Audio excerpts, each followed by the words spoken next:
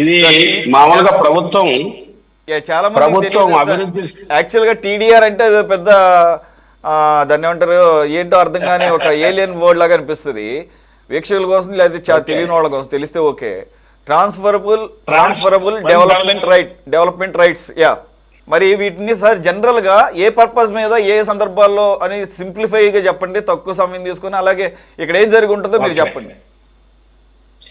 Transfer for development rights అంటే ప్రభుత్వము అభివృద్ధికి సంబంధించినటువంటి రోడ్లు, ప్రభుత్వ సంస్థలు లేదా రాజధాని లాంటి ఎస్టాబ్లిష్మెంట్ ప్రభుత్వము ఇలాంటి చేపట్టినప్పుడు వాళ్ళకి డబ్బులు ఇవ్వడానికి బదులుగా బాండ్స్ ఇస్తారు. ఆ బాండ్స్ ఎట్లుంటుందంటే డబ్బులు ₹1,00,00,000 ఉందనుకో, బాండ్ కూడా దాదాపు ₹1,00,00,000 ఇవ్వాలి.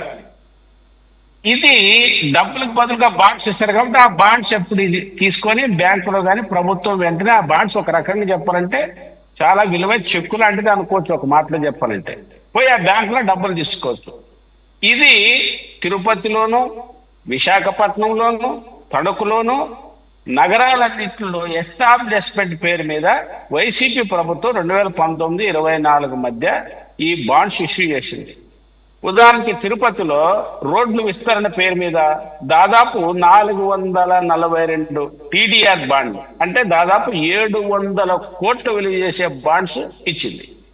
విశాఖపట్నంలో దాదాపు 50 కోట్లకు పైగా విలువ చేసేదానికి 600 కోట్లుగా టీడీ బాండ్స్ ఇష్యూ చేసింది.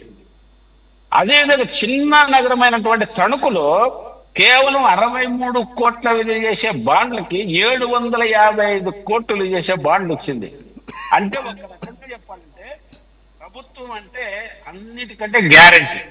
ఇప్పుడు ప్రభుత్వం మనం డబ్బులు ₹4, ₹5, ₹6 వడ్డీకి బయటకి ఇస్తామన్నా బ్యాంకులో 50 పైసలు వడ్డీ ఇచ్చినా బ్యాంకులోనే ప్రజలు దాచుకుంటారు. ఎందుకంటే అది గ్యారెంటీ. కాబట్టి ప్రభుత్వం గ్యారెంటీ కాబట్టి ఆ బాండ్ విలువ అంతే ఉండొచ్చు, నిజమేమో అనేది ప్రజలు బాండ్స్ నమ్ముతారు. కానీ వైసీపీ చాలా చీటింగ్ చేసింది. ఏం చీటింగ్? ఒక షాపుకు ఉదాహరణకి 50 లక్షలు ఉందనుకోండి, దానికి 5 కోట్లు కూడా బాండ్ ఇచ్చింది. అంటే డబ్బులు రాబట్టుకోవడానికి అట్లా చేసింది.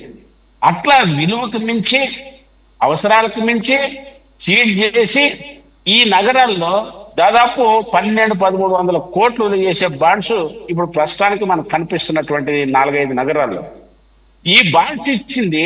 ఆ బాండ్స్ విలువ లేదు, ఎవరికి ఇప్పుడు బయటపడుతున్నాయి. దీనివల్ల ప్రజలు అక్కడ ఇచ్చినటువంటి వాళ్ళు, ఆస్తి కోల్పోయినటువంటి వాళ్ళు, విలువైన షాపింగ్ మాల్ కోల్పోయినటువంటి వాళ్ళు, రోడ్లు విస్తరణ పేరు మీద ఇల్లు కోల్పోయినటువంటి వాళ్ళు, పెద్ద సంఖ్యలో ప్రజలు ఇప్పుడు నష్టపోయారు. సరే, ఆ ప్రభుత్వం పోయింది.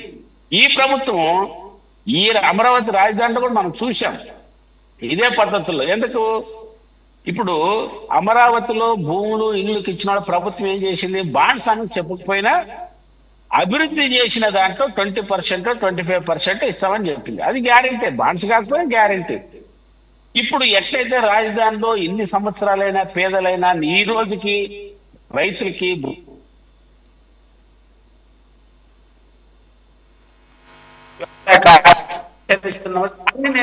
పట్టట్లేదు.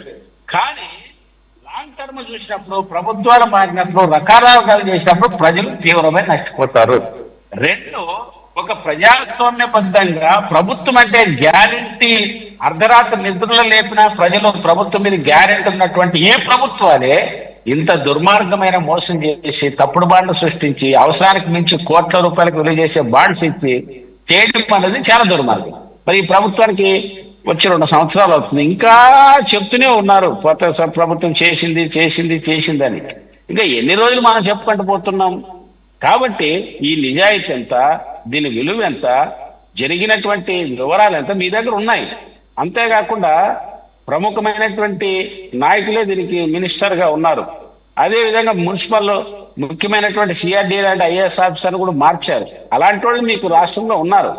కాబట్టి దీన్ని బయటికి తీసి నిర్దిష్టమైనటువంటి సమాచారం బయట పెట్టి దాని విలువ ఎంత, ఎన్ని కుటుంబాలు లాస్ అయ్యాయి, ఎంత భూసేకరణ దీని ద్వారా ఎస్టాబ్లిష్మెంట్ పేరు మీద ఎన్ని కుటుంబాలతో భూములు తీసుకున్నారు. భూములు అంటే మీన్స్ ఇళ్ల స్థలాలు కానీ, రోడ్డుకు విస్తరణ కానీ రకరకాల పెరిగి వాటి విలువ ఎంత, ఆ విలువకి మించినటువంటి ఈ ట్రాన్స్ఫర్ ఫర్ డెవలప్మెంట్ సంబంధించిన రైట్స్ కి ఆ పత్రాలు ఎంతమందికి ఇచ్చారా బయటికి పెడితే ఈ ప్రభుత్వం గత ప్రభుత్వం ఏం చేసింది చెప్పొచ్చు. కానీ బయటికి పెట్టకుండా ఇచ్చింది, చేసింది ప్రతిదీ ఇప్పుడు దాకా చేసిందని చెప్తున్నారు అన్ని అంశాలు. కానీ నిర్దిష్టంగా పెట్టుకోవడం వల్ల గత ప్రభుత్వం ఇట్లా చేసింది, మీ మీద కూడా ప్రజలు విశ్వాసం కోల్పోకుండా చూసుకోవాల్సిన బాధ్యత మన మీద ఉంది. కాబట్టి వైసీపీ ప్రభుత్వం ఒకవేళ తప్పు చేసింటే, తప్పు చేసేదేం కనపడుతుంది, అవసరానికి మించి, శక్తికి మించి, డబ్బుకు మించి ఇచ్చినటువంటి మాత్రం వాస్తవం. అట్లా బయట పెట్టాలి. ఆ బయట పెట్టినప్పుడు దీంట్లో మంత్రులు ఏమన్నా అధికారులే కీలక పాత్ర. ఒకళ్ళు జారీ చేసేది వీళ్ళే. ఎంత ఎమ్మెల్యే అయినా, మంత్రి అయినా ముఖ్యమంత్రి సంతకాలు ఉండవు, చైర్మన్లు, ప్రిన్సిపల్ సెక్రటరీలు వాళ్ళ సంతకాలు ఉంటాయి. కాబట్టి ఇది పెద్ద కుంభకోణం. ఇలాంటివి ఎన్ని ఉన్నావో తెలీదు. ఇప్పుడు మాత్రం బయటకు వచ్చినటువంటి అంశాలు చూస్తే మాత్రం రాజధానిలో కూడా ఉండొచ్చు. గత వైసీపీ ప్రభుత్వం దాదాపు 10,000, 20,000 కోట్ల రూపాయలు తీసుకున్నట్ల ఆ రోజు వచ్చింది. అది ఎంత మాత్రం వరకు వాస్తవమో తెలీదు. కాబట్టి నేను తెలుగుదేశం సోదరులకు చెప్పేది ఏమిటంటే, ఇంకా ఇది చెప్పేది మానేయండి, దీన్ని బయటకు చేస్తాం. 2 సంవత్సరాలు అయిపోయింది, ఇంకేముంది, ఇక సగం కాలం అయిపోయింది. కాబట్టి నిర్దిష్ట బయటకు తీసి తప్పులు చేసిన వాళ్ళు శిక్షించండి. అటువంటి మోసం చేసిన అధికారులు కూడా మీరు చర్య తీసుకోవడానికి మాకేం ఎటువంటి అభ్యంతరం లేదు. కానీ సాకులు చెప్పేది మాత్రం మానేయండి అని మాత్రం తెలియజేయాలి. రైట్. సో అది సార్ మొయినుద్దీన్ గారు, వెంకటేశ్వర్లు గారు కూడా, సిపిఎం వెంకటేశ్వర్లు గారు కూడా చెప్పేది ఏంటంటే, అక్కడ జరిగిన మాట వాస్తవం, అవకతవకలు జరిగింది, అలాగే బినామీలకి అధికారులను అడ్డం పెట్టుకొని కట్టబెట్టిన మాట వాస్తవం. ఇంకా మాట్లాడితే ఆయన చెప్పింది విలువకి మించి రిలీజ్ చేశారనేది కూడా జరిగింది. మరి మీకు కొద్దిగా అనుకూలంగానే ఉంది వ్యవహారం ఏది చూసినా కానీ. మీరు రాకముందు మీ మిత్రులు, టీడీపీ మిత్రులు చెప్పింది ఏంటంటే, మాది తప్పు ఉంది, మేమందరం కూడా దీని మీద చాలా పోరాడాము, దీన్ని నిగ్గుదేల్చమన్నాము, అయినా కూడా మా ప్రభుత్వంలో ఎందుకో నిర్లిప్తత కనపడుతుంది అని చెప్పేసి. ఎందు గురించి ఈ రకమైనటువంటి, ఓకే మీరు చేసిన వాటిని బయట పెట్టడానికి ఎందుకని కూటమి ప్రభుత్వం తాత్సారం చేస్తుంది అంటే జరగలేదా, లేకపోతే మీ పట్ల ఏమైనా సానుభూతి ఉందా, లేకపోతే మా ప్రభుత్వంలో కూడా ఇవన్నీ జరుగుతుంటాయి కాబట్టి ఇవన్నీ కామన్లే అని చెప్పేసి, ఏ ప్రభుత్వం ఉన్న కామన్ అని చెప్పేసి ఏమన్నా ఒక మీకు లెవరేజ్ ఏమన్నా ఇచ్చిందా? పెద్ద పెద్ద స్కామ్లు ఉన్నాయి కదా, ఈ చిన్నదే కదా, ఏమన్నా ఒక వెసులుబాటు డిస్కౌంట్ ఏమైనా ఇచ్చింది అనుకుంటున్నారా?